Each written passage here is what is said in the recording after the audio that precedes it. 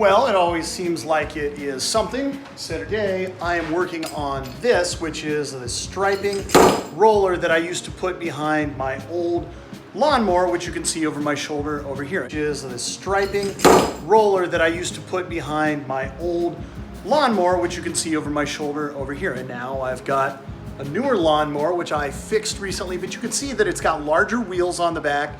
And so now, based upon how long these extenders are, it doesn't have the correct length or reach to be connected to those handles. So what I thought to myself was, let's take this piece of stock metal that you can get at Lowe's, that's where I got it.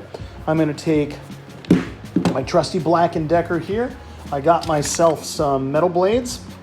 I'm gonna fabricate my own extenders to the exact specifications that I need so that this lawnmower can continue to put really nice stripes in my lawn. Hope you guys enjoy the rest of this.